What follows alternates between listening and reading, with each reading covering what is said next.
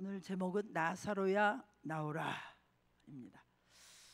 사람이 가장 두려워하는 것은 무엇입니까? 죽음이라고 생각합니다. 세상의 어떤 권세자도 또 어떤 부자도 죽음을 피할 수는 없습니다. 그래서 죽음 앞에 서면은 누구나 무력해집니다.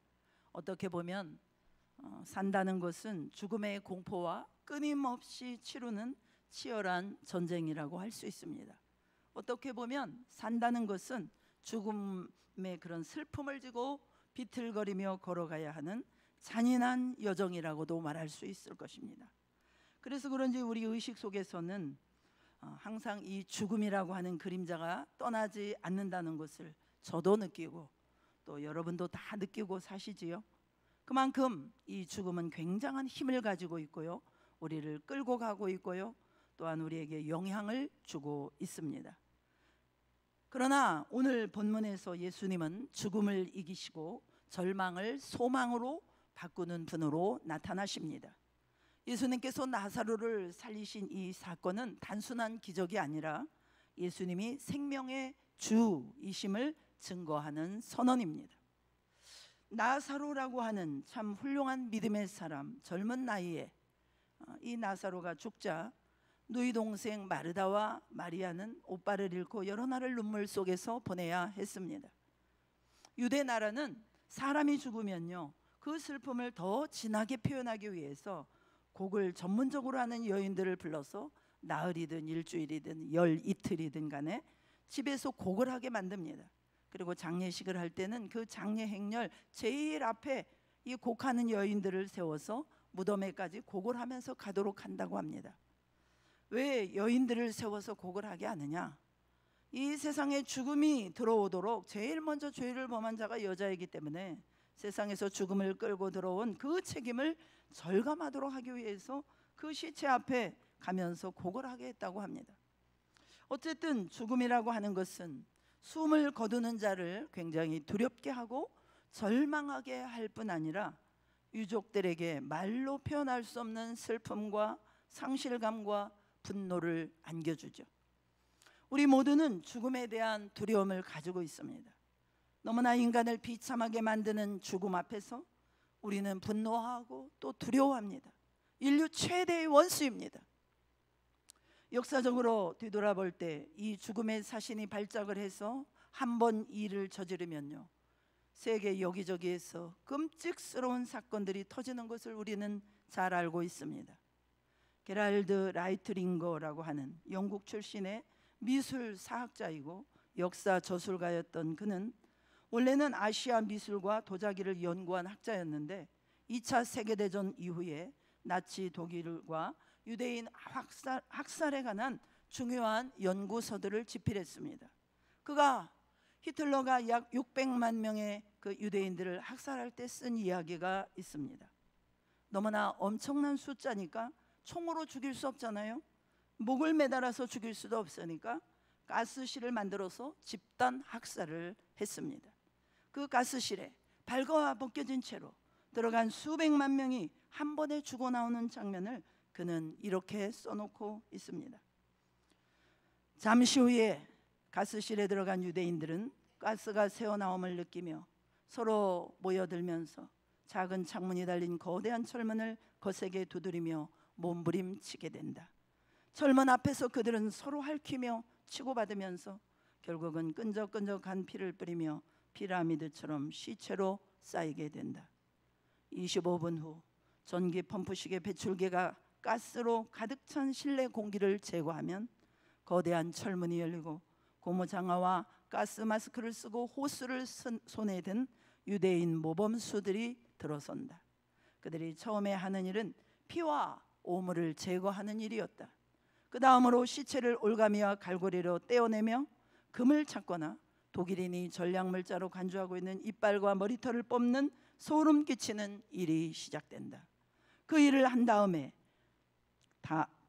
그 시체들은 들것이나 화차에 실려 용광로로 옮겨져 태워진 후 분쇄기로 들어가 아주 곱게 빠여서 재가 되어 화물주럭으로 솔라강 하류에 뿌려졌다. 죽음의 횡포, 죽음으로 인한 인간의 고통, 처절함, 이것은 정말 말로 표현할 수 없는 것입니다. 너무나 잔인한 죽음의 횡포로 인해서 하나님도 오셨습니다. 죽음은 하나님을 울게 만들었어요. 오늘 35절 말씀에 보면은 무덤 앞에서 유족들과 그 유족을 찾아온 사람들이 통곡하는 모습을 보고 예수님은 눈물을 흘리셨습니다. 우리 주님은 우리의 연약함과 아픔을 무시하지 않으세요. 우리가 눈물을 흘릴 때 하늘 보좌에서 무심히 바라보는 분이 아니라 함께 울어주시는 사람이신 주님이십니다. 눈물을 흘리시더라 하는 이 말은 막연히 눈물을 흘렸다라는 표현보다는 와락 눈물이 쏟아졌다는 강한 의미를 가지고 있습니다.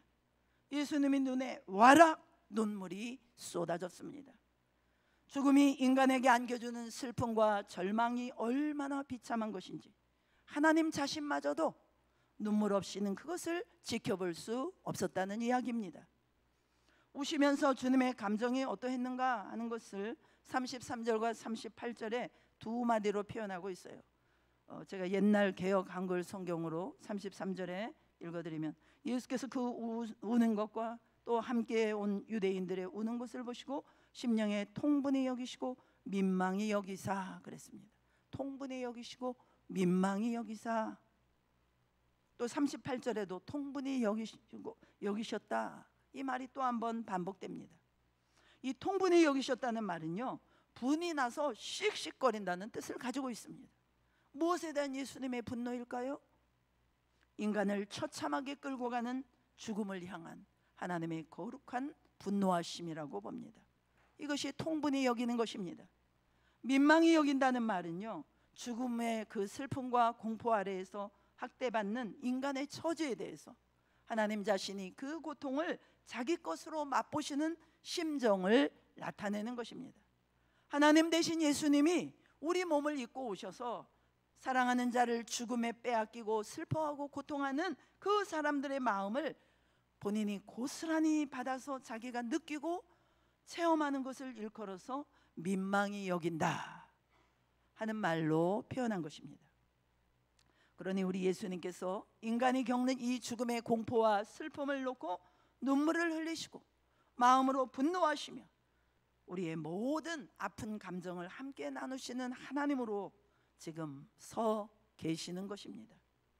그러나 주님은 비록 눈물을 흘리고 계셨지만 주님은 자신을 부활이요 생명이라고 선언하셨습니다.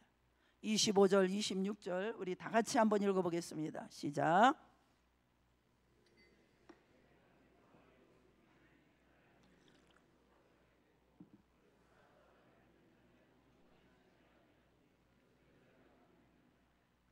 주님은 비록 눈물을 흘리셨지만 나는 부활이요 나는 생명이다 이렇게 외치고 계셨어요.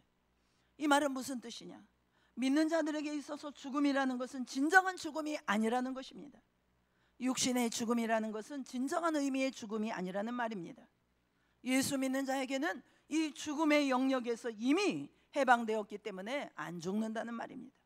우리의 육신의 죽음이 주님 보시기에 진정한 죽음이 아니라고 한다면 우리는 죽음이 없어진 사람입니다. 죽음에서 벗어난 사람입니다. 예수 그리스도가 부활이요 생명이기 때문입니다. 아직 이 세상에 살고 있는 성도는 죽음을 기다리는 자들이 아니에요. 더 이상 예수님이 부활이기 때문입니다. 이 말은 살아있는 자가 체험을 해야 되는 부활이 있다라는 말이기도 합니다. 죽어서 천국 가는 것만이 아니라 이 땅에 살아있을 때 살아있는 자가 체험해야 될 부활 영생이 있다라는 말입니다. 예수님은 죽는다라는 것을 잠자는 것이라고 말씀하셨어요. 11절 말씀에 우리 친구 나사로가 잠들었도다 그러나 내가 깨우러 가노라. 얼마나 권위 있는 말씀입니까? 예수 그리스도는 죽음을 극복하시고 우리에게 생명이요 부활이 되시는 구세주라는 사실을 주님께서 선언하신 것입니다. 디모데후서 1장 10절에 예수 그리스도는 사망을 패하셨다, 사망을 무력화시켰다라고 말했어요. 그리고 복음으로써 생명과 썩지 아니할 것을 드러내셨다라고 말씀했습니다. 예수님이 마르다와 마리아 앞에서 서 계시는 이유가 무엇입니까? 그가 육신의 몸을 입고 무덤 앞에 서 계시는 이유가 무엇입니까? 왜 눈물을 흘리고 계십니까? 히브리서 저자는 이 사실을 설명하고 있어요. 히브리서 2장 14절 15절, 우리 잘 아는 말씀이지만 함께 읽겠습니다. 시작.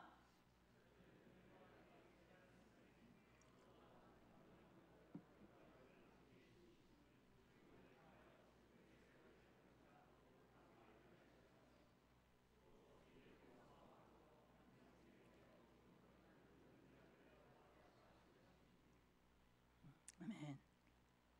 그래서 예수님은 죽음을 통하여 죽음의 세력을 잡은 자 마귀를 멸하시며 죽기를 무서워함으로 일생에 묶여서 종노릇하는 모든 자들을 놓아주려 하심이라. 마귀를 정복하고 죽음의 쇠사슬에 묶여서 일생 동안 종노릇하는 우리를 놓아주시려고 예수님이 인간의 몸을 입고 세상에 오셨다는 것입니다. 그렇기 때문에 예수님은 자신을 부활이요 생명이라고 말씀하셨습니다. 이 예수님을 의지하고 믿는 자에게는 죽음은 더 이상 죽음이 아닌 줄로 믿으시기 바랍니다. 그런데 불신자들을 향해서 믿지 않는 자들을 향해서는 예수님께서 또 성경 어디에도 잠잔다 이렇게 말하는 곳은 한 군데도 없습니다. 다 지옥으로 간다 그러고 무저갱으로 간다 그러고요, 그들은 잔다 그러지 않았습니다. 영원한 형벌로 간다 그렇게 말합니다. 영원한 형벌입니다. 영원한 시간, 끝이 없는 시간. 자는 게 아니에요. 예수님 모르는 자들은 자는 게 아니에요. 거기서 형벌이 있다라는 것입니다. 부활이요 생명이심을 입증하기 위해서 예수님은 조금 후에 죽은 나사로를 살려주셨습니다. 요한이 이 요한복음을 쓰면서 선정한 7가지 이적 기사 가운데 가장 장엄하고 가장 감동적인 사건은 바로 나사로의 부활이었어요. 사복음서에 기록된 36가지 전체 기적 가운데서 나사로의 부활은 유대 지도자들에게 가장 큰 충격을 안겨준 사건이었습니다. 47절 이하에 보면은요, 이 대제사장들과 바리새인들이 나사로가 부활한 이 사건을 전해 들은 다음에 공회를 소집하고요, 예수님을 처형해야 되겠다라고 최종 합의하는 것을 보게 됩니다. 예수님은 세상을 죽음의 소나기에서 건져내기 위해서 자기가 사망의 손에 죽지 아니하면 안 된다는 그런 몸이 사망에 처할 수밖에 없는 몸이 된 것입니다. 바로 이것이 예수님의 운명이었어요. 38절, 예수님께서 다시 속으로 비통히 여기시며 나사로의 무덤으로 가셨습니다. 굴로 된 무덤이었고 무덤 앞에는 큰 돌이 입구를 막고 있었습니다. 예수님께서 돌을 옮겨 놓으라 라고 말씀하셨습니다. 이때 마르다가 예수님의 말을 막아섭니다. 주여, 죽은 지가 나흘이 되었음에 벌써 냄새가 납니다. 우리나라도 그렇지만요, 이 유대 나라에서도 대부분 3일장을 치릅니다. 나흘이나 되었다는 것은요, 완전한 죽음, 완전한 절망을 의미합니다. 24절에 내 오라비가 다시 살리라 예수님이 말씀하신 것을 마르다는 안 믿고 있습니다. 너무 당연하죠. 지금 무덤 입구를 열어가지고 어떻게 하자는 거예요? 합리적인 사고로는요, 항상 믿음을 방해합니다. 하나님의 역사를 방해합니다. 하나님의 영광을 가립니다. 인간적인 계산으로 하나님의 일을 생각하는 사람들은요, 하나님의 일을 항상 가로막습니다. 마르다가 바로 그와 같은 역할을 하고 있는 것입니다. 이런 마르다를 예수님께서 곱지 않은 눈으로 바라보시면서 말씀하신 것 같아요. 이 본문을 보면 분위기상으로 부드럽게 달래면서 하신 말씀이 아닌 것 같습니다. 마르다야, 내 말이 네가 믿으면 하나님의 영광을 보리라 하지 아니하였느냐? 이 말은 왜 내 말을 믿지 않느냐, 왜 나를 의심하느냐 하고 주님께서 추궁하시는 것과 같은 인상을 받습니다. 41절, 드디어 돌을 옮겼습니다. 무덤이 열렸습니다. 예수님은 하늘을 향해 하나님 앞에 감사 기도를 드렸습니다. 우리 주님이 하나님 앞에 감사 기도를 드리고 나서 그 다음 절에 왜 나사로를 살리기를 원하시는지 그 이유를 설명합니다. 그것은 둘러선 무리들로 하여금 하나님 아버지께서 예수님을 세상에 보내시고 이 예수님이 세상의 부활이요 생명이 되는 것을 그들이 알고 믿도록 하기 위해서 나사로를 살리신다고 주님께서 설명하고 계십니다. 기도를 마치시고 예수님은 큰 소리로 무덤을 향해 말씀하셨습니다. 나사로야 나오너라. 나사로야 나오라. 무덤에 하나님의 아들의 음성이 메아리쳤습니다. 조금 후에 수위를 걸친 나사로가 뚜벅뚜벅 걸어 나왔습니다. 완전한 절망적인 상황 속에서 주님의 말씀 한마디로 변화가 일어난 것입니다. 수위를 풀어주라. 주님이 명령하셨습니다. 예수님은 나사로에게 생명을 주시고 뿐만 아니라 자유를 주신 것입니다. 예수님만이 하실 수 있는 일입니다. 예수님이 부활이요 생명이시기 때문에 죽은 자를 주님께서 살려주신 것입니다. 나사로를 살리심으로 자신이 부활이요 생명임을 실제적으로 증거하셨습니다. 뿐만 아니라 며칠 후에 그가 십자가에 죽으신 다음에 부활하실 것을 미리 예고하신 것이었습니다.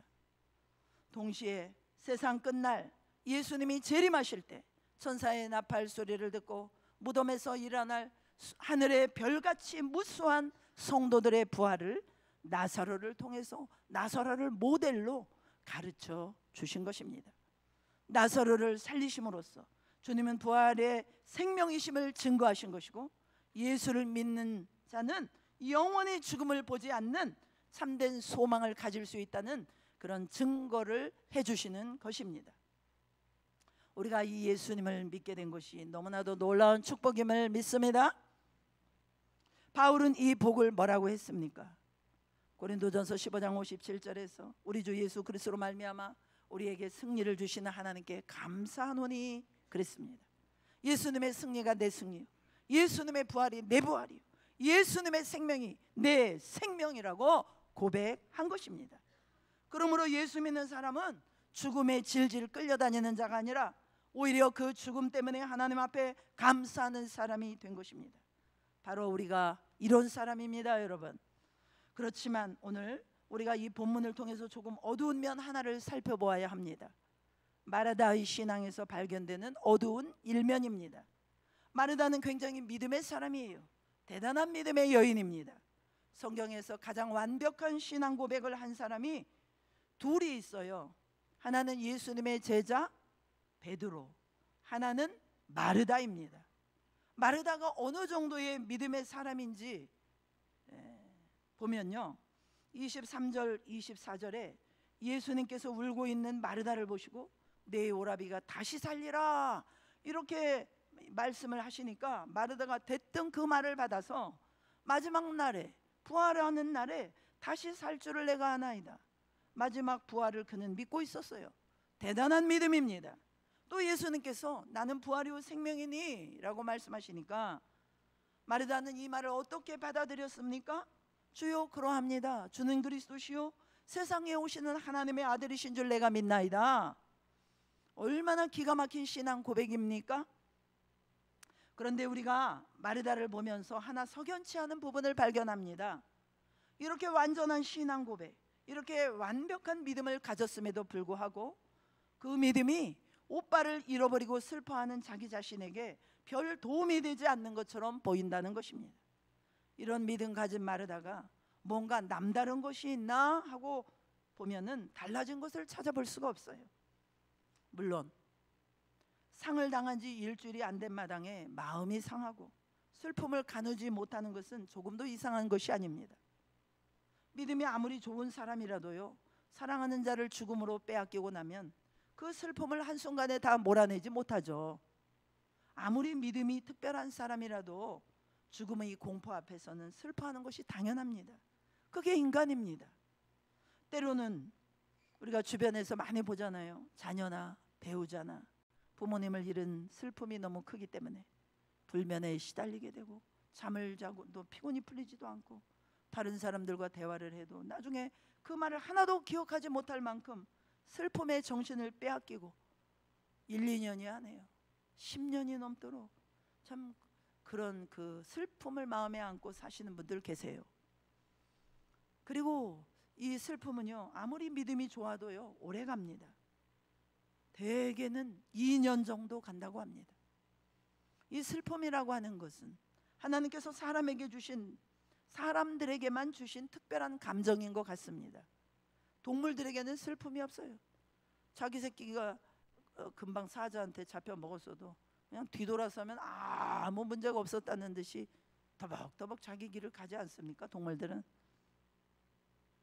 이 슬픔이라는 것은 불의 화상을 입은 살갗과 같아서 불에 한번 대면요, 아무리 좋은 약을 발라도 한동안은 쓰리고 아프잖아요. 고통스럽잖아요. 시간이 지나야만 통증이 가라앉아요. 슬픔도 마찬가지입니다. 아무리 믿음이 좋아도 그 믿음이라는 약을 가지고 슬픔을 금방 씻어낼 수는 없습니다. 그럼에도 불구하고 우리가 충분히 이 사실을 인정한다고 할지라도요, 마르다를 보면서 우리가 깊이 생각해야 될 문제가 있습니다. 우리하고 닮은 데가 참 많아요.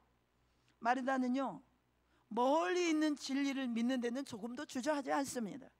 주여, 마지막 날에는 살아날 줄을 믿습니다. 멀리 있는 진리, 그때가 언제인지는 몰라요. 막연해요. 아주 멀리 떨어져 있어요.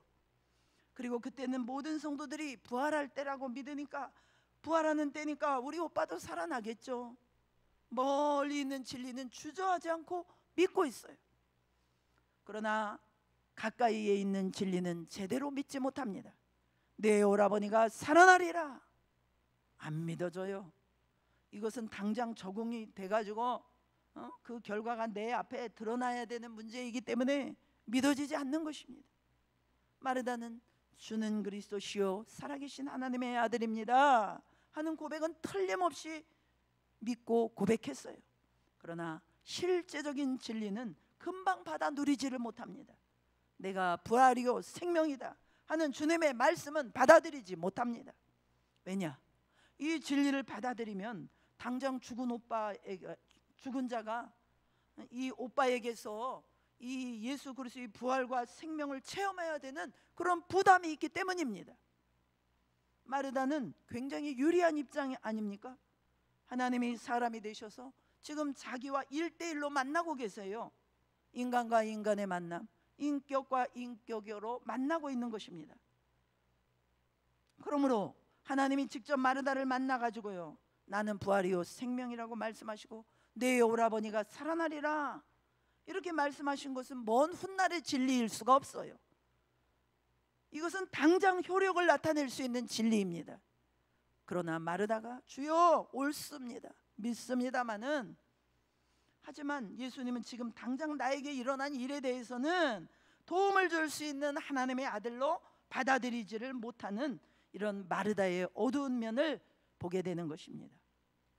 여러분, 우리에게도 이와 같은 비슷한 믿음의 음지가 있지 않습니까? 우리는 마르다처럼 멀리 있는 진리는 잘 믿어요. 천국 간다, 마지막 날에 주님이 재림하신다, 그때는 모든 성도가 부활한다, 이거 못 믿을 사람 누가 있습니까? 그러나 가까이에 있는 진리는 믿지 못하는 절름발이 믿음을 우리가 가지고 있지 않는가? 교리적인 진리는 주저하지 않고 고백합니다. 전능하사 천지를 만드신 하나님 아버지를 내가 믿사오며, 그러나 천지를 만드신 하나님이 지금 당장 나에게 창조의 그 능력을 가지고 역사하시고 도울 수 있다는 사실에 대해서는 믿지 못합니다. 우리 믿음의 연약한 부분들이에요. 예를 들어서 여러분, 사랑하기 힘든 사람이 누굽니까? 사랑하기 힘든 사람이 누구예요? 옆 사람이에요. 저는 옆 사람이에요. 여러분들은 누구십니까? 우리는 인류를 사랑하라 그러면 다 사랑하죠. 인류를 사랑하지 않을 사람이 누가 있겠습니까? 그런데 옆 사람, 옆집 사람 사랑하라 그러면 힘든 거예요. 한국 교회를 사랑하라, 뭐가 힘듭니까? 그런데 옆에 있는 교회를 사랑하라, 쉽지 않습니다. 왜냐하면 인류라든지 한국 교회라든지 이것은요 개념이기 때문이에요. 실체가 아닙니다. 개념일 뿐입니다. 그런데 옆집 사람, 옆집 교회는 실체예요. 내가 섬기고 희생해야 돼요. 그러니까 우리는 허상을 추구하면서 뭐가 되는 줄 알고, 그렇지만 실체에 부딪히면은 부담스럽고 어려운 거예요. 원수를 사랑하라. 뭐 멀리 있으니까 원수 사랑할 것 같아. 그런데 옆집에 있는 형제 자매, 내 옆에 있는 남편, 아내, 자녀 사랑하는 것도 그렇게 쉽지 않아요. 나하고 기질이 안 맞거나 나에게 모욕을 준 사람이거나 내 앞길을 가로막았던 사람이거나 그러면 그것은 몇십 년이 지나도 못 잊어버려요. 그러는 경우가 허다합니다. 제가 금요 기도회 때도 말씀드렸죠. 빌리그램 목사님 사모님 50주년 기념 결혼 때 기자가 물었대요. 사모님은 목사님하고 이혼할 생각 50년 사시면서 한 번도 안 했습니까? 한 번도 이혼할 생각 안 했습니다. 역시 훌륭한 목사님하고 사시는구나. 그랬더니 그 사모님이 뭐라 그랬냐? 잠깐만요. 그래 나 죽이고 싶을 때는 한두 번이 아니었어요.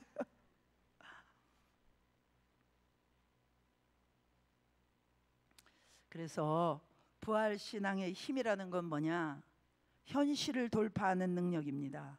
개념 가지고 장난치는 게 아니에요. 믿습니까? 마르다가 더 유리합니까? 우리가 더 유리합니까? 마르다는 사람 대신 하나님 그분과 만났어요. 우리는 영으로 계시는 예수 그리스도를 내 안에 모시고 있습니다. 부활이요 생명이신 살아계신 그분이 내 안에 계십니다. 그러므로 이 부활의 능력, 이 생명의 능력은 멀리 있는 일이 아닙니다. 지금 당장 내 안에 있는 일인 줄로 믿습니다. 가장 가까이 존재하는 하나님의 능력이요 하나님의 역사입니다. 그러므로 매일 내가 체험할 수 있는 하나님의 은혜, 하나님의 존재 그 자체입니다. 살아계신 하나님을 날마다 먹고 체험할 수 있는 그 자체입니다. 그럼에도 불구하고 우리는 우리의 현실적인 문제에 부딪히면 나는 부활이요 생명이라고 하는 주님의 말씀을 통해서 뭔가 은혜를 못 받아요. 그 부활이요 생명이신 그 주님은 먼 훗날의 분이시고 현실적으로 내가 유익을 얻지 못하는 분으로 그렇게 우리는 늘 생각합니다. 우리는 죽음에 대해서도 예수님이 나의 부활이요 생명이라고 고백은 하지만 본능적으로 이 죽음에 대해서 보이는 세상 사람들 반응하고 우리 믿는 자들하고 별 차이가 없어요. 믿는다고 하는 우리가 죽음에 대해서 자유한 삶이 아니라 죽음의 노예가 되어가지고 질질질질 끌려다니는 그런 모습으로 살 때가 있어요. 우리가 죽음을 의식하지 않을 수는 없습니다. 그러나 끌려다니는 것이 문제입니다. 조금만 어디 아프고 건강에 문제가 오면 벌벌벌벌벌. 왜 그렇습니까? 이 죽음의 그 두려움에 끌려다니기 때문 아닙니까? 부활이요 생명이신 주님께서 실제적으로 나에게 주는 은혜가 무엇인지를 모르고 있기 때문이에요. 사랑하는 여러분, 우리는 바울 사도의 생활 태도를 모범으로 삼아야 합니다. 바울은 고린도전서 15장 31절에 말씀했습니다. 나는 날마다 죽노라. 나는 날마다 죽노라. 나는 날마다 죽노라. 무슨 뜻입니까? 바울의 생활은 매일 죽음과의 대결이었다는 말입니다. 산다는 것이 얼마나 힘든지, 산다는 것 자체가 죽는 것과 같았다는 말입니다. 목숨을 잃는 것만 죽음입니까? 아닙니다. 목숨을 잃는 것보다 더 지독한 죽음들이 있습니다. 그것은 살고 싶지 아니할 정도로 이 세상을 살면서 시달리고 고통받는 것입니다. 그러므로 어떤 경우에 우리는 날마다 죽는다는 바울의 이 말이 내 마음에 그대로 와서 닿을 수 있어요. 그렇죠 여러분? 인생은 죽음과의 대결입니다. 그리고 그 죽음을 경험하는 것이요 나중에 한 번 딱 죽을 때 그 죽는 죽음이 아니라 매일 우리는 경험하는 거예요. 사실 죽음은 한 번 죽으면 끝나는 거 아닙니까? 그런데 어떻게 날마다 죽습니까? 바울은 이 말을 통해서 예수님의 생명의 능력, 부활의 능력을 우리에게 전해주고 있는 것이에요. 내가 날마다 죽는다 하는 이 말은 내가 날마다 산다는 말이에요. 내가 날마다 죽는다고 하는 이 말은 내가 날마다 부활하고 있다 그 말입니다.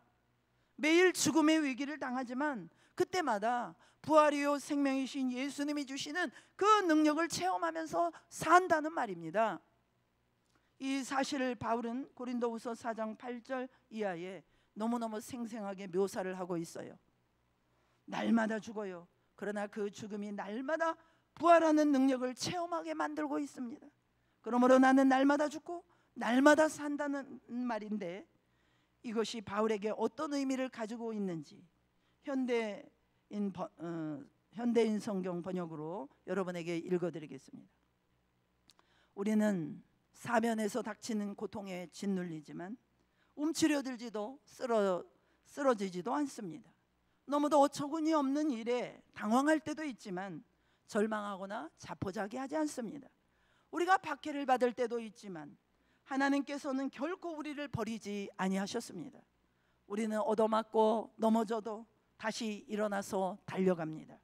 우리 몸은 그리스도께서 그리 하셨던 것처럼 부단히 죽음에 직면하고 있습니다. 그러나 분명한 것은 생명이신 그리스도께서 우리 속에 살아계신다는 사실입니다. 예수의 생명이 우리 죽을 육체를 통해서 증거되고 있으며 나타나고 있으며 체험되고 있습니다. 여러분, 얼마나 멋있습니까? 먼 훗날 내가 부활한다는 먼 훗날의 진리를 믿는 것과 똑같이 지금 당장 날마다 죽는 것 같은 삶을 사는 나에게 날마다 부활하셔서 지금 살아 역사하시는 그 주님을 체험할 수 있다면 우리의 모습이 얼마나 담대하고 달라질 수 있을까요? 우리들의 삶 가운데 날마다 부활의 생명으로 살아계신 주님을 체험하는 은혜가 있으시기를 주님의 이름으로 축복합니다. 저나 여러분이나 나는 날마다 죽고 예수로 살아가는 사람들입니다. 어떤 분들은 이러저러한 문제를 가지고 하나님 앞에 매달려서 기도해도 응답이 없고 사방으로 모든 환경이 우겨쌈을 당한 것 같이 날마다 죽는 삶을 사시는 분들이 있습니다. 목회자의 심정으로 그들을 바라보면서 야, 저분은 날마다 죽는구나, 저분은 날마다 죽고 있구나, 이렇게 느낄 때가 있어요. 여러분, 그렇죠? 우리가 살면서 날마다 죽어야 하는 삶을 살 때가 한두 번입니까? 한두 번입니까? 자, 그렇다면 죽음에 대한 우리의 반응이 세상 사람하고 뭐가 달라야 합니까? 부활이요 생명이신 주님을 내가 모시고 산다면 날마다 죽는 그 체험을 통해서 뭔가 다른 점이 있어야 된다는 거예요. 그럴 때마다 주님이 물으십니다. 내가 부활이요 생명이다. 이것을 내가 믿느냐? 내가 부활이요 생명인데 너 다른 점이 뭐냐? 너 다른 점이 뭐냐? 물으십니다. 여러분, 우리는 날마다 죽어야 하는데 마르다와 같이 먼 훗날 부활하는 믿음 가지고는요, 우리는 이 세상의 현실에서 날마다 죽고 다시 살 수 없습니다. 날마다 죽어야 되는 이 세상에서 날마다 부활하는 능력을 체험하기 위해서는요, 사도 바울의 고백처럼 예수와 함께 날마다 죽어야 합니다. 날마다 참을 수 없는 것을 참고 용서할 수 없는 것을 용서하고 사랑할 수 없는 것을 사랑하고 나부인 자기 십자가 지는 삶이 반드시 있어야 합니다. 그럴 때 바울이 고백한 것처럼 부활이요 생명이신 주님이 내 안에 살아 역사하셔서 쓰러져도 다시 일어나고 절망해도 다시 소망을 갖고 남에게 소망이 없는 것처럼 보이는 위기를 만나더라도 다시 털고 일어나는 부활의 생명이 주는 큰 능력을 체험하게 될 줄로 믿습니다. 뿐만 아니라 부활의 생명을 체험하기 위해서는 마지막으로 마음의 돌을 옮겨야 합니다. 예수님이 나사로를 살리기 위해서 돌을 옮기라 라고 말씀하셨어요. 예수님이 옮겨도 돼요. 그러나 안 옮겨주셨어요. 옮기라 그랬어요. 왜냐? 돌을 옮기는 것은 사람들이 할 수 있는 일이기 때문입니다. 나사로를 살리는 일은 하나님만이 하시는 일이니까 하라고 안 하셨어요. 예수님이 직접 하셨어요. 그러나 돌을 옮기는 것은 우리가 해야 합니다. 여러분, 우리 가슴을 가로막고 있고 우리 심령을 무덤처럼 만들고 있는, 막고 있는 돌이 무엇입니까? 불신앙입니까? 마르다처럼 따지는 신앙입니까? 여러분의 돌은 무엇입니까? 이 돌이 가로막고 있는 이상 나사로야 나오라 하는 주님의 음성을 들을 수가 없습니다. 죽은 자가 부활하는 생명을 체험할 수가 없습니다. 우리 가슴을 가로막고 있는 돌이 무엇입니까? 예수님에 대해서 무관심한 겁니까? 그 돌을 빨리 옮기세요. 아직도 예수님의 말씀을 믿는 것은 믿고 안 믿을 것은 안 믿는 골라 잡는 신앙입니까? 그 돌을 옮기라는 주님 말씀에 순종해 보십시오. 교회에 나와서 예배는 드리지만 전혀 마음이 열리지 않고 딴 생각만 하고 계십니까? 세속적인 생각에만 붙들려 있습니까? 그 세속적인 생각의 돌을 옮기세요. 그 돌을 옮기는 순종할 때 주님이 드디어 내 심령을 향해서 나사로야 나오라 하고 외치실 것입니다. 그때 내 심령이 다시 살아나는 생명의 기적이 일어날 것입니다. 우리 중에 죽을까 싶어서 항상 불안합니까? 병에 걸릴까 싶어서 항상 마음으로 떨고 계십니까? 여러분은 죽음의 노예예요. 예수 믿는 사람은 그와 같은 노예 생활할 수가 없는 자들입니다. 무엇 때문에 여러분이 그렇게 떨고 있는지 잘 생각해 보세요. 믿음이 약합니까? 그 불신의 돌을 빨리 회개하시면서 옮기세요. 그러면 오늘도 우리에게 나사로야 나오라, 그 들려주셨던 그 음성을 우리에게 그 주님의 음성을 들려주실 줄로 믿습니다. 사랑하는 성도 여러분, 오늘 여러분들의 삶에 무덤 같은 절망이 있습니까? 꺼져버린 희망, 포기한 관계, 무너진 건강이나 경제적인 어려움 등 이런 많은 문제의 돌들이 있습니까? 주님 말씀하시면, 주님 한마디만 하시면 새 생명의 역사가 일어날 수 있음을 믿으시기 바랍니다. 아무리 큰 절망적인 상황 속에서도 주님의 말씀이 임하면 새 생명의 역사가 일어납니다. 그 음성을 들을 때 우리 마음에 있는 공포가 사라집니다.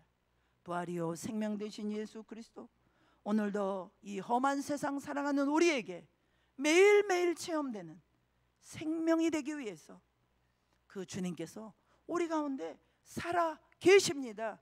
이 자리에 함께 계십니다. 이 예수 그리스도를 여러분 마음에 모셔드리십시오. 그분과 함께 인생을 사십시오. 우리 찬양하면서 기도하면서 나가겠습니다.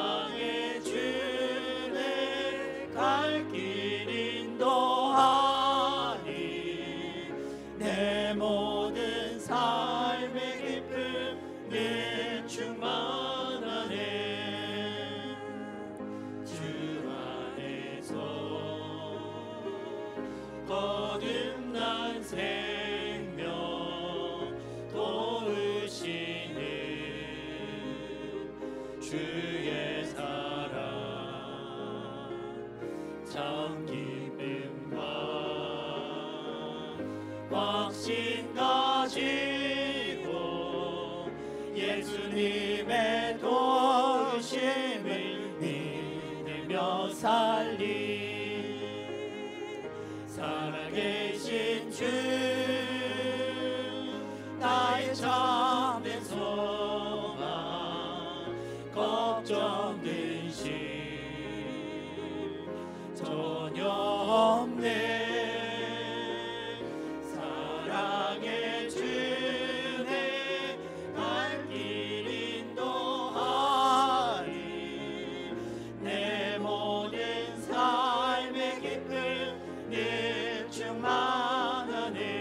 언젠가 주 뵐 때까지 언젠가 주 뵐 때까지 주를 위해 싸우리라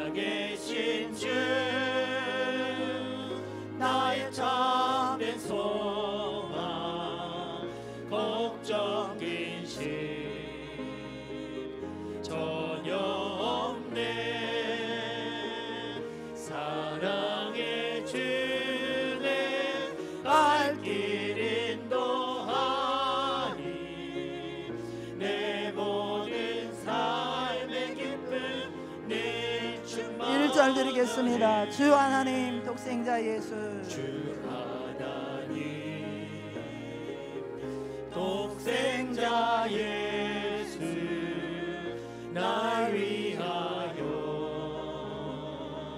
오시었네. 내 모든 죄 용서하시고 죽음에서 부활하신 나의 구세주, 살아계신 주, 살아계신 하나님, 살아계신 주 나의 참된 소망 걱정 근심 전혀 없네. 사랑의 주네 갈 길 인도하니 내 모든 삶의 기쁨 내 주 충만 안에서 거듭난 생명 도우시는 주의 사랑, 거듭난 생명 도우시는 주의 사랑 참 기쁨과 확신 가지고 예수님의 도우심을 믿으며 살리. 아멘 아멘. 살아계신 주, 살아계신 하나님, 나의 참된 소망 아멘 아버지. 걱정 근심 전혀 없네. 아멘 아버지. 사랑의 주네 갈 길 인도하니 내 모든 삶의 기쁨 늘 충만하네. 살아계신 주, 살아계신 주 나의 참된 소망 아멘 아버지. 걱정 근심 전혀 없네. 사랑의 주네 갈 길 인도하니 내 모든 삶의 기쁨 늘 충만하네. 우리 오늘 들은 말씀 기억하시면서 함께 기도하실 때, 특별히 오늘은 환자분들 또 아프신 부분에 손을 얹고 살아계신 하나님, 이 자리에 와서 우리를 도와주기를 원하시는 부활이요 생명이신 그 하나님, 그 생명을 우리가 받기 원합니다. 그 생명의 능력으로 온전하게 치유하여 주시옵소서. 문제 있는 분들도 가슴에 손을 얹고 기도하시고, 또 아직 내가 예수님 만나지 못하신 분들이 있다면 예수님, 그 예수님 부활이요 생명의 주님으로 죽음의 권세를 깨뜨리시고 심판을 깨뜨리시고 사망을 깨뜨리신 그 주님을 내가 믿고 이제는 죽음을 초월하는 그런 정말 승리하는 삶을 살기를 원합니다. 예수님과 함께 인생을 걸어가기를 원합니다. 그 고백을 원하시는 분들도 가슴에 손을 얹고 지금 제가 한 그 고백을 여러분들이 직접 예수님께 하시기 바랍니다. 우리 다 같이 기도하시겠습니다. 할렐루야. 하나님 감사합니다. 오 할렐루야. 아버지 감사드립니다. 할렐루야. 아버지 부활이요 생명이신 하나님, 아버지 감사합니다. 살아계신 하나님 감사합니다. 죽음의 권세를 깨뜨리신 하나님 감사합니다. 심판을 이기신 주님 감사합니다. 멸망을 깨뜨리신 주님을 감사합니다. 사망 권세를 깨뜨리시고 죽음의 종로로 됐던 우리를 자유케 하신 주님을 찬양합니다. 이 시간도 우리 가운데 살아계시고 우리와 함께 영원히 살아계신 하나님 감사합니다. 이 영원한 생명을 우리에게 허락하신 주님 감사합니다. 오늘 이 시간에 그 생명의 능력 되신 주님을 초청합니다. 지금 이 시간도 우리에게 부활을 주시고 지금 이 시간도 우리에게 생명을 주시는 그 주님, 이제 내가 그 주님을 믿습니다. 이제 그 주님을 나의 주님으로 믿고 의지하며 내가 주님과 함께 인생을 살아가기를 원합니다. 이제는 내가 혼자가 아니고 이제는 내가 죽음의 벌벌 떠는 자가 아니라 이제는 정말로 예수와 함께 이 생명으로 우리와 함께 계신 그 주님, 영원한 생명으로 역사하시는 그 주님, 나와 함께 하시는 그 주님을 믿고 내가 주님과 함께 동행하기로 합니다. 하나님 함께하여 주시옵소서. 내가 주님과 함께하기로 합니다. 아버지 주님을 영접하고 주님을 모셔드리기로 원하는 심령들, 하나님께서 이 시간에 부활의 생명을 부어주옵소서. 영원한 생명을 부어주시옵소서. 영원한 생명을 부어주시옵소서. 특별히 하나님 오랜 질병 가운데, 하나님 아버지 하나님 병상에서 고통 가운데, 아버지 하나님 낙심하며 근심하며 걱정하며 아버지 하나님 두려움 가운데 있는 사랑하는 교우들이 있습니까?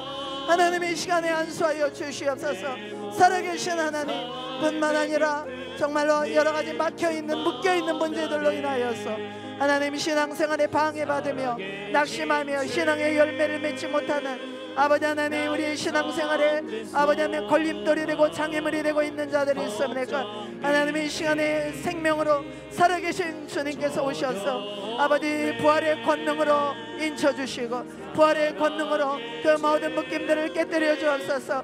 흉악의 결박을 깨뜨려 주옵소서. 질병의 권세를 깨뜨려 주시옵소서. 질병의 권세를 깨뜨려 주시옵소서. 나사렛 예수 그리스도의 이름으로 명하노니 모든 뇌졸중에 뇌의 질병들은 떠나갈지어다. 뇌의 질병들은 떠나갈지어다. 뇌의 질병들은 떠나갈지어다. 모든 종양 떠나갈지어다. 모든 종양은 떠나갈지어다. 모든 종양 떠나갈지어다. 모든 암세포들은 사멸될지어다. 모든 암세포들은 사멸될지어다. 모든 암세포들은 완전히 사멸될지어다. 심혈관질환 깨끗하게 될지어다. 심혈관질환 깨끗하게 될지어다.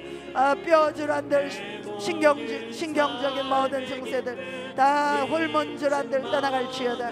모든 질병 권세는 꺾일지어다. 모든 질병들은 부서질지어다.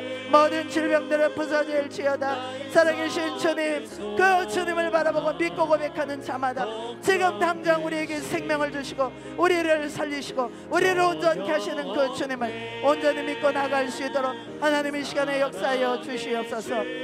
주님 역사하여 주시옵소서.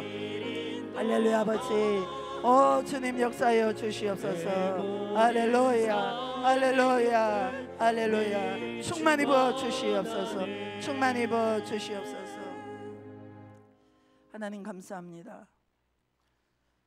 죽음의 권세에 붙들려서 무서워하며 벌벌 떨며 정말로 평생 죽음의 권세의 종노릇하며 살아갔던 저희들, 부활이요 생명이신 주님께서 이제는 우리에게 선포해 주시고 정말 그 예수님을, 그 생명 되신 주님의 그 생명을 우리에게 공급해 주심으로 말미암아 우리가 이제는 더 이상 죽음에 질질 끌려다니는 인생이 아니라 날마다 승리하는 인생 살아갈 수 있도록 축복해 주심을 감사드립니다. 하나님, 이 자리에 예배 가운데 나온 모든 분들, 우리 주님 부활하시오 그 생명의 능력으로 정말로 모든 또 연약한 우리 환우분들에게 주님 성령의 기름을 부어주시고 예수님의 치료의 기름을 부어주시옵시고 하나님 생명으로 살려주시고 회복시켜 주시옵소서. 또 영적으로 죽어있는 자들이 있습니까? 정말로 예수 그리스도를 나의 구세주와 주님으로 고백하게 하셔서 예수님을 모시게 하셔서 이제는 부활이요 생명 되신 그 주님을, 그 생명을 한없이 부어주시고 이제는 담대함으로 이 세상을 당당하게 살아갈 수 있도록 축복하여 주시옵소서.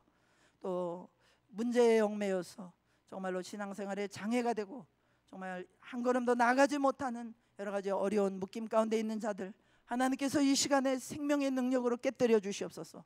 부활이요 생명이신 주님의 그 능력으로 찾아가 주시고 깨뜨려 주셔서 이제는 정말로 열매 맺고 주님 앞에 기쁨 되는 삶으로 나갈 수 있도록 축복하여 주시옵소서. 예수님의 이름으로 기도하옵나이다. 아멘.